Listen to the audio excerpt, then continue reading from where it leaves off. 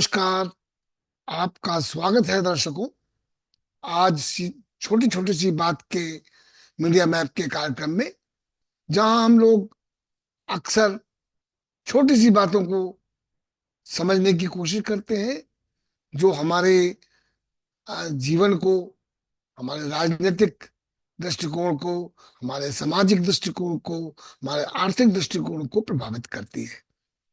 आज इसी कार्यक्रम में मैं आपसे जिस बात की चर्चा करने जा रहा हूं, उस पर आता हूं। आने से पहले मेरी आपसे गुजारिश है, इल्तिजा है कि हम जो मिलकर चार पांच पुराने मूल्यों की पत्रकारिता करने वाले साथियों ने जिस फोरम को शुरू किया है और जिसका ये यूट्यूब प्रोग्राम्स हिस्सा है, हम चाहते हैं कि अगर आप बेबाक बातों को जानना चाहते हैं, तथ्यपरक जानकारी के बारे में आपकी रुचि है, और आप भड़काऊ बातें ना सुनकर सीरियस बातों को पसंद करते हैं और जानकारी पाना चाहते हैं, तो आप हमारे हाथों को मजबूत करें, हमारे कार्यक्रमों को देखें, उसको लाइक करें, उसको आगे बढ़ाएं, और साथ साथ में स्वयं सब्सक्राइब करें और अपने मित्रों से अनुरोध करें कि हमारी चैनल को सब्सक्राइब करें।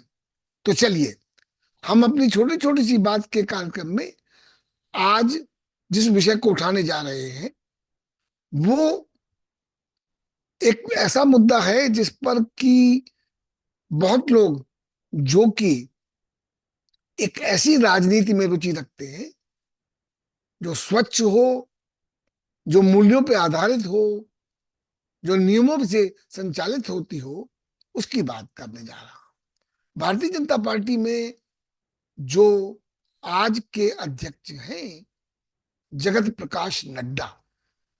जगत प्रकाश नड्डा जी 2019 से, और 2025 हो गया, बराबर भारतीय जनता पार्टी के अध्यक्ष पद को संभाले हुए हैं। ऐसा पहले होता नहीं था। पहले संघ का एक मॉरल प्रेशर होता था। भारतीय जनता पार्टी में ऐसे नेता होते थे जो कि मूल्यों की राजनीति की कदर करते थे, और संघ भी इस बात में विश्वास करता था। और आज भारतीय जनता पार्टी में आप देख रहे हैं कि पिछले 6 सालों से जगत प्रकाश नड्डा जी उस पद को संभाले हुए हैं, और साथ साथ में केंद्रीय सरकार में मंत्री भी हैं, मतलब डबल पोस्ट। चलिए, ऐसा क्यों हो रहा है? खबर है, आप लोगों ने आज पढ़ा होगा कि प्रधानमंत्री मोदी जी रविवार को नागपुर में संघ कार्यालय में जाकर मोहन भागवत जी से, सरसंघ चालक जी से उन्होंने मुलाकात की।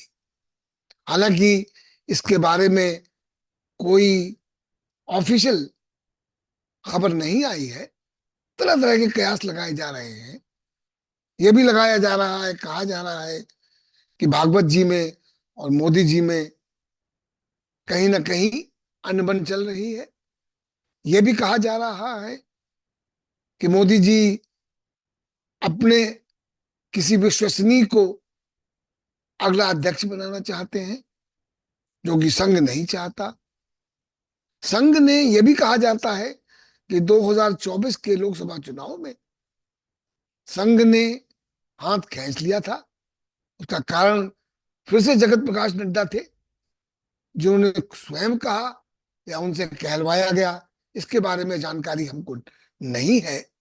उन्होंने उस वक्त कहा था कि भारतीय जनता पार्टी अब बड़ी हो चुकी है, उसको संघ की आवश्यकता नहीं है। कहते हैं कि इससे संघ के जो अधिकारी हैं और जो उनका काडर है, वो इससे काफी रुष्ट हुआ था। और 2024 में उन्होंने उस ढंग से भारतीय जनता पार्टी की लोकसभा चुनाव में मदद नहीं की जैसा कि वो पहले करते थे। चलिए, उससे क्या हुआ कि प्रधानमंत्री मोदी जी अपनी तथाकथित लोकप्रियता के बावजूद, हालांकि उनके साथी कभी नहीं मानते कि उनको लोकप्रियता में कमी आई है, चलिए हम मान लेते हैं इस बात को, पर लोकप्रियता के चलते हुए उन्होंने कुल मिलाकर एब्सोल्यूट मेजॉरिटी पाने में चूक गए और इसका क्रेडिट संघ की नाराजगी को दिया गया और कहा गया कि उसके बाद संघ ने फिर से ये साबित कर दिया, जब दिल्ली के चुनाव हुए, हरियाणा के चुनाव हुए, महाराष्ट्र के जो असेंबली चुनाव हुए, उसमें उन्होंने भरपूर मदद करके तीनों जगह भारतीय जनता पार्टी को विजय प्राप्त कराई। अब कहा यह जाता है कि मोदी जी संघ आयु में मोहन भागवत से बड़े हैं। मतलब संघ आयु का मतलब हुआ कि उन्होंने राष्ट्र स्वयं सेवक संघ में जो उनकी सीनियरिटी है वो मोहन भागवत से बड़ी है। चलिए, अब एक तो अथॉरिटी संघ की लोग कहते हैं इसको चुनौती है, मोदी जी अपनी बात को मनवा लेते हैं, उनके पास सत्ता है, उनके पास साधन है, उनके पास एजेंसीज हैं, और पर दूसरी तरफ हम जो पिछले 6 दशकों से देश की राजनीति को बहुत ही नजदीकी से देखते चले आए हैं, उस पर लिखते चले आए हैं, कमेंट करते चले आए हैं, हम ये जानते हैं कि संघ की स्वीकार्यता में जो कमी आई है वो संघ के अपने कार्यकलापों के चलते आई है। संघ जो एक मॉरल अथॉरिटी होता था, वो आज संघ का जो डिस्ट्रिक्ट लेवल का लीडर है, जो थाने लेवल का लीडर है, वो कहते हैं, बहुत से हमारे साथियों ने बताया, ग्राउंड लेवल के साथियों ने बताया कि वो जबरदस्ती पैसा उगाही करते हैं, थानों से एक्सट्रैक्शन की मांग करते हैं। इस बात की बहुत सारी रिपोर्ट्स आती है। अब देखिए, ये भी कहा गया है कि जो संघ के बड़े अधिकारी हैं, जो भारतीय जनता पार्टी में कोऑर्डिनेशन के लिए रखे गए हैं, वो बड़े बड़े पदों पर ट्रांसफर पोस्टिंग के लिए कुछ ना कुछ स्वीकारते हैं। अब कितना सच है, कितना गलत है, यह मैं नहीं कह सकता, पर इस प्रकार की चर्चाएं आम मानस में हो रही है। तो अब अगर आपकी मॉरल अथॉरिटी कमजोर पड़ गई है तो फिर ऐसा होना ही है। अब मैं इसकी एक चर्चा कर दूं आपसे। भारतीय जनता पार्टी के पूर्व अध्यक्ष, लौह पुरुष कहलाने वाले उप प्रधानमंत्री लाल कृष्ण आडवाणी ने 2016 में मुझसे कहा कि देखो, अब परोक्ष रूप से हमारे यहां इमरजेंसी आ चुकी है। चलिए, उन्होंने सावधानी से उन्होंने आगे चर्चा नहीं बढ़ाई, और हम देख रहे हैं किस तरह से मीडिया पे कंट्रोल हुआ, किस तरह से विरोधी पक्ष पे कंट्रोल हुआ, किस तरह से जुडिशरी पर कंट्रोल हुआ, हो रहा है। आज आप देख रहे हैं कि जस्टिस वर्मा के घर पर नोट जलने की वीडियोज आए, सुप्रीम कोर्ट ने उनको उजागर किया। वैसे कानूनी प्रक्रिया यह है कि जब तक इल्जाम साबित ना हो जाए तब तक किसी को दोषी नहीं ठहराया जाना चाहिए। हमको यह भी पता है कि किस प्रकार से भारतीय जनता पार्टी की सरकार जुडिशरी पर किसी न किसी तरह से अपना कंट्रोल करना चाहती है। जैसा कि हम इलेक्शन कमीशन के बारे में जानते हैं कि जिस प्रकार से उनकी नियुक्ति होती है, और नियुक्ति के लिए जो समिति बनाई गई है उसमें 2:1 का रेशियो हमेशा रहेगा।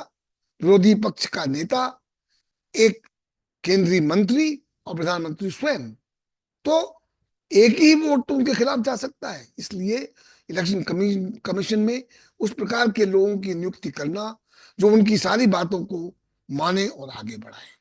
अब इस प्रकार के माहौल में जगत प्रकाश नड्डा की बात मैंने शुरू की थी। अब देखिए, ये आज मैं क्यों विषय को मैंने उठाया आपके सामने। देखिए, एक आम भारतीय जनता पार्टी के कार्यकर्ता की जो पीड़ा है वो मैं आपसे शेयर करना चाहता हूं। मेरे साथ एक दिन सुबह जब मैं सोच रहा था कि क्या प्रोग्राम बनाऊं, वेडनेसडे को जो मैं कॉलम लिखता हूं उसमें क्या विषय चुनूं, मैं इसी मनन चिंतन में लगा हुआ था मॉर्निंग वॉक के दौरान। तभी वो जो कार्यकर्ता जी हैं जो हमारे सोसाइटी में रहते हैं, उन्होंने हमसे कहा कि आप नड्डा जी के ऊपर क्यों नहीं लिखते। मैंने कहा क्यों। बोले देखिए, जिस प्रकार से रंगा बिल्ला रंगा बिल्ला का हमारे पार्टी में चल रहा है, उनके अलावा कोई और नेता मायने नहीं रखता, तो नड्डा जी तो उनकी कठपुतली बने हुए हैं। क्या ऐसा अच्छा नहीं कि आप लोग इस बात की चर्चा करें, आम जनता तक पहुंचाएं। तो मैंने कहा भाई धन्यवाद, तुमने एक मुझे विषय दिया, मैं इस पर जरूर सोचूंगा कि कैसे इस प्रोग्राम को बनाया जा सकता है। सोचते सोचते सोचते मैंने इन सब बातों को सोचा और कहा कि आपके सामने मैं इसकी चर्चा कर दूं। हो सकता है कि आने वाले दिनों में दो चार नामों की चर्चा है, उसमें से जो नाम चर्चा में आए हैं, जिस पर संघ कितना चाहता है कितना नहीं चाहता, ये मुझे जानकारी नहीं है। पर ये जो एक बात चल रही है भूपेंद्र यादव की, भूपेंद्र यादव जी कर्मठ कार्यकर्ता हैं और बराबर मोदी जी के डिस्पेंसेशन से कोऑर्डिनेट करते चले आए हैं। दूसरा नाम उड़ीसा के धर्मेंद्र प्रधान जी का चल रहा है। इसी प्रकार से नाम खट्टर जी का भी आया। अब देखिए, आने वाले दिनों में संघ में और मोदी जी में सहमति किस नाम पर होती है, ये आगे आने वाले दिन बताएंगे। मैंने आपको सिर्फ उसकी पृष्ठभूमि समझाई कि इस प्रकार देखिए, आश्चर्य होता है। आज ये सर्वविदित है कि कहते हैं लोक भाषा में कि गुजरात लॉबी सरकार चला रही है। सबसे शक्तिशाली मंत्री हैं अमित शाह जी, प्रधानमंत्री जी तो हैं ही गुजरात के, और जितने भी उनके जो क्या कहना चाहिए अधिकारी हैं, प्रिंसिपल सेक्रेटरी से लेकर, वो उसमें से अधिकांश गुजरात काडर के हैं। चलिए, ऐसा होना नहीं चाहिए। संघ ने इस प्रकार का कभी होने नहीं दिया। पर शुरू में आपने देखा कि भारतीय जनता पार्टी के अध्यक्ष अमित शाह जी थे और प्रधानमंत्री नरेंद्र मोदी जी थे। संघ ने होने दिया ना, होने दिया, और तभी आज की स्थितियां यहां तक पहुंची है। आज के लिए इतना ही। नमस्कार।